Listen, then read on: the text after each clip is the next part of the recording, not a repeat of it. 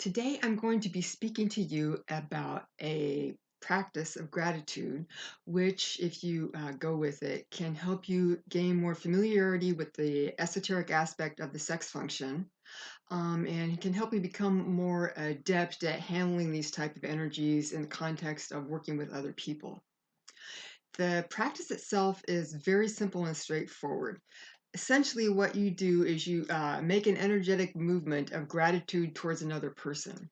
You set your intention that you are going to find something for which you truly are grateful, that another person is doing or emanating. Say their outfit is clever or appealing in some way. Um, and you're going to just make a pure move of kind of selfless, heartfelt gratitude towards this other person. Send it towards them without attachment and then let it go. Kind of like when you charge a sigil in chaos magic. So you have set your intention there to give this to this other person freely, and then you're going to use your attention to see what happens as far as how does the other person take it? Does that transform anything about them? How does your offering of this freely given gratitude affect you personally? This is a practice that I have been performing since very shortly after my near-death experience. So that was, I don't know, like over 30 years ago, I think. I still practice it and I still learn a lot about it. And um, the advantage of this practice is that it's very simple. You don't have to know a lot of esoteric terminology or be able to construct a ritual. You don't really have to memorize much. It relies very largely on your own intention and your attention and your ability to reflect on things and pay attention in the moment.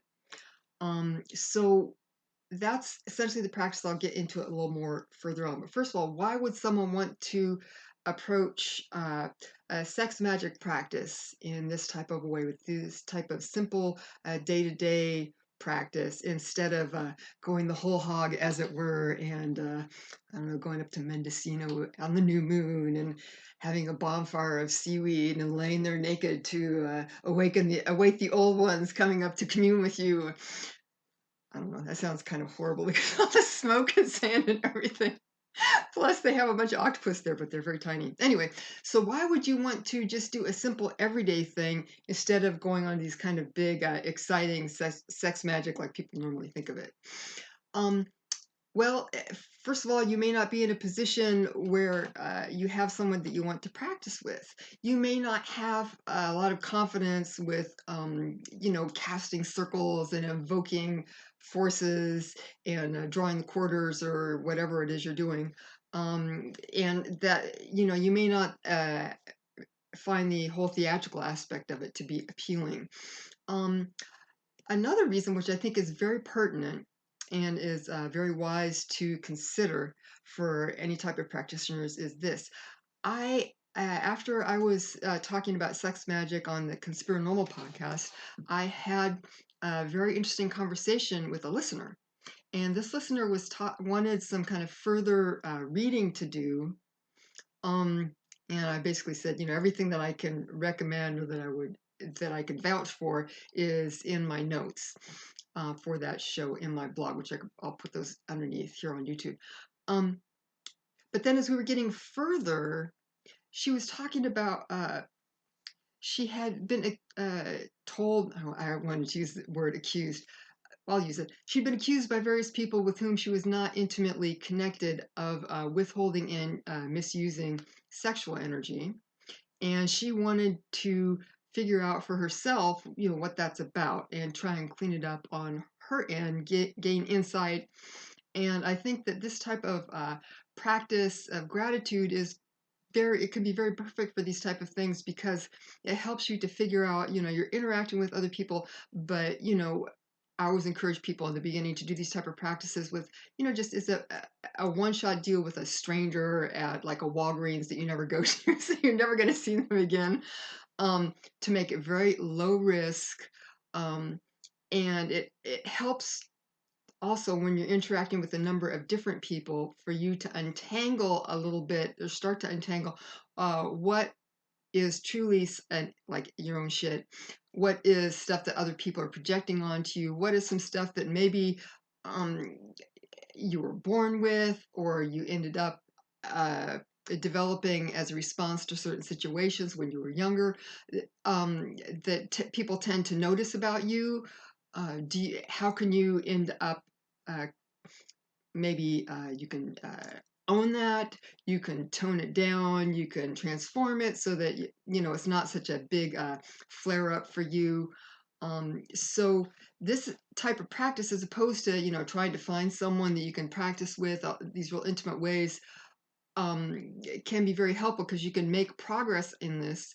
You'll have the benefit of actually interacting with other people, which is always going to teach you more, or teach you a lot of things that you won't find practicing by yourself. Like, for example, now I've been trying to think about how to convey this for quite a while, because I've been doing this practice for over 30 years, but trying to present it to other people, right? Bring it out into the world. It's a very different type of scenario. It's like, you can make the perfect golf shot in your head a million times, but then when you're out there on the green, things happen, right? So anyway, I thought that this could be something that would be helpful for people who have just baggage, experience baggage of whatever sort, your own baggage, other people's baggage, stuff around sex, and you don't feel like you have someone that you trust to that extent to work on it with you intimately. Even if it's meditating with them on an ongoing basis, or performing ritual that don't involve actual bodily fluids or sex physically. But all of those are very intimate interactions, and so they're going where hopefully you're exchanging and working together. So it's going to bring up a lot of the same issues that come up. Of course, if you are someone who has experienced, various traumatic experiences, or it's very fraught for you, you feel like it's getting out of control, always seek, any type of therapy or professional help if that's possible for you. I realize it could be difficult in the United States these days, but that would be really the most prudent thing to do. So getting more into this particular practice, there's a little bit of a theoretical framework that I wanted to um, present to you guys to help you get the most out of this. Now, the first is looking at sex drive versus sex function. Sex drive, I talked about this in the Conspirinormal podcast. Sex drive is that kind of internal upwelling of sexual energy that we all experience, and that can be directed towards other areas, or can be directed towards sex. But that is just a pure energy that you can direct how you like. This is the type of thing, if you're going to charge a sigil by yourself, you're just calling on that sex energy and just pouring it into your magical project. The sex function has to do with informational, energetic exchange and transformation, right? So I always come back to physical sex, right? If the sperm reaches the ovum, that's two separate packets of information. They come together and make something new, which is then transforms into a completely unique human being. So creative collaborations. Another classic one is if you have a friend or relative and they are you're really down in the dumps, and going through a rough time, and you have them over and you can have a cup of coffee, or you go see a movie and spend time together, and then you are if they let you in, then you can perform that movement of helping to meet them where they are, and then lift them up, and help to brighten their mood and lighten the load for them. That's a very intimate emotional exchange, and it would fall esoterically under sex function. So drive versus function are two of your theoretical things you'll want to consider here. When you are making the move where you just got to put out this gratitude to whoever you're putting it out to, heartfelt, in the moment, not attached, right? You're not, hey, I'm complimenting this person so that they'll talk to me and then I can ask them out, or whatever it is you want to do. No, this is just purely freely given. You're going to want to, in the beginning, if you haven't done a lot of meditation, a lot of energy work, that type of thing, what you're going to want to start to do is try and think about yourself and what you're doing and how you're acting in terms of thoughts, emotions, bodily sensations. Now, I know there's overlap, but just this is a model. And then there's all the other stuff, right? So when you make that move, what you're going to want to consider is, what's my thought behind this? Where is my emotional state behind this? Am I feeling generous? Am I feeling uptight? Am I nervous or scared? Is there something about this making me angry that I feel like I have to give something for nothing, right? And then also, what is your body sensations telling you? Now, oftentimes emotions come along with bodily sensations, the finer ones.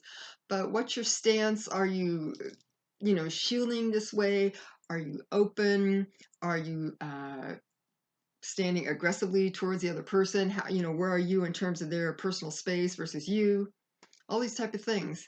If you start to look at it that way, it can help you hone in on exactly what's happening in your interaction, and it will help you develop your attention to noticing things that are happening in the subtle energy bodies. Because if it's not a thought, and it's not really an emotion, and it's not a pure physical sensation, the other stuff is going to be your subtle energies, your light bodies, which eventually, if you continue with this practice, you're going to want to activate.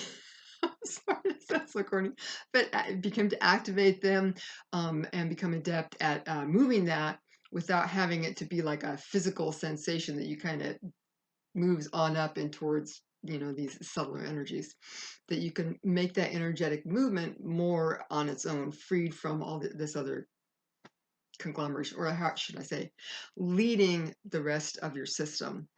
Then after you take that and just give it out there, then just be receptive and alert as to how is this going over with the other person, right? You learn a lot about yourself by that. They will either take it on or they'll just ignore you. You can tell you something else.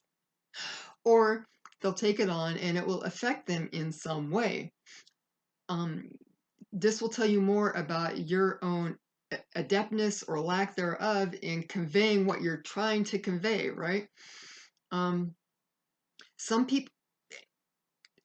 people, most people, they like it. If you seem sincere and you're open and you don't seem grabby at them, they'll appreciate it, because life is hard and there are a lot of things that suck, and it can be very nice to feel appreciated for who you are and what you're doing. Other people you may notice, and I think this happens with a lot of women, it's like kind of the flip side of this practice, um, where you get complimented on your looks or your brains or your smile, whatever, and it's a way for people to kind of make you obligated to them, right? Because they gave you something, and then you're obligated to them because they want to get in your pants. Basically, it's how it works a lot of the time, or whatever. So a lot of people get very guarded because they've had these type of really, strictly transactional interactions a lot, and so it's very alarming. Or you have a lot of people that have been, for example, sexually assaulted, and having that type of energy, someone appreciating them or noticing them can feel very threatening. So these are other things that might come up for you in terms of your own transformation in this practice. My advice is to do your best to relax, be receptive but neutral, and then you'll more likely to be able to avoid getting into a reactive situation with the other person, where you're reacting to their trauma. Sometimes it can be that having a more neutral and loving reaction to someone who is having that type of backlash to being noticed can be helpful for the other person too, because it's kind of like you say, okay, it doesn't have to just completely start, blaring out and going crazy. You can actually start to take these type of cycles or patterns that have been embedded and start to take them apart a little bit. In my own life, I have found that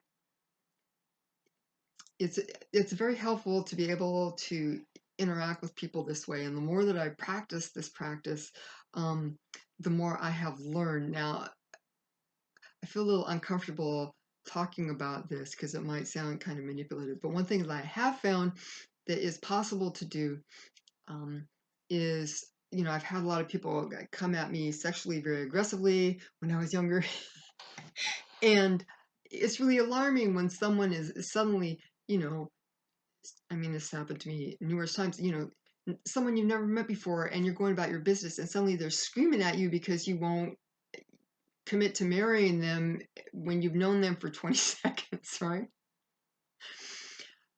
So as I've gone through this practice and I've become more adept and able to be more neutral and relaxed about the whole thing, I found it's a lot easier to, when someone's coming at me with that type of energy, to take it on and transform it and give it back to them as a way in the higher levels, or the more expanded, rarefied energy of acknowledging that it's like the word namaste, right? You're acknowledging the light in them, and that how beautiful it is that they would notice you as something that they were attracted to. And, this whole attraction towards the other is really what can lead us towards God, right? To give that back. I've become more adept at doing that, which, that's what I'm interested in anyway, how I'm interested in interacting with people. But, it can also keep things from devolving into screaming matches a lot of the time. But in the beginning, I would encourage people to go slow. You want to not do, especially if theoretically, it should bring up shadow information for you that you can then process, right? So if you're deliberately provoking unconscious material to become conscious, in the beginning, it's always important to take it very slow. You could maybe do this practice once a month in the beginning. Um, that'll give you plenty of time to process, to stabilize yourself, to think about what's done, and so it doesn't become overly fraught. But you'll learn if you do it once a month and you do it, for a couple of years. That's 24 times. You're going to make progress. The other thing is you want to kind of start way out from you when it comes to social circles. You want, in the beginning especially, if you're approaching this with a big intention to learn about this function, that's going to amp up your results. It's a lot easier to make that type of energetic move and to remain neutral with someone that you don't know and that you're never going to see again, as opposed to your sister if you have this huge, decades long, fraught, competitive relationship, right? If you're able to make that move, that's probably going to kick up a lot more shit than if you manage it with some nice little old lady down at Walgreens who has a cute cane that you noticed, right? So I would say start at the people that are farthest away from you, start not doing it very often. And then as you get the hang of it, you can, make that move closer. Or if it suddenly happens that, there's a family emergency or a friend in trouble or something, hopefully you should be in a better position to kind of make that move, even though it's a lot more fraught in those circumstances. So that is this practice. I hope that I gave you the tools to understand what I'm trying to get at here. Uh, there is, as I found, more material out there on sex magic as far as reading, videos, that type of thing. But you won't really gain a deeper understanding or any type of facility with these concepts or energies until you practice. And it can be a big leap from, I've never even meditated. I took 2 yoga classes once to, full on, I don't know, invoking, drawing down the moon with a coven. I don't know even what, some big ritualistic thing with other people, blah, blah, blah. This way, with these smaller practices, they don't seem very glamorous or, shall I say, sexy, But the thing is that you can start to get a toe in the door, and you can start to kind of peel back um, the overlays on some of these processes, which are fundamental to the world that we live in and creating the universe which we're inhabiting. So please, if you have any questions, let me know. don't have a lot of experience trying to teach this type of material, so any feedback you have for me, I would really appreciate it. Let me know if you try this, how it goes. Again, if things feel very overwhelming for you, then always it's appropriate to talk to a therapist or someone like that. Um, I'll post links below, and thank you for watching. I hope you have a great day.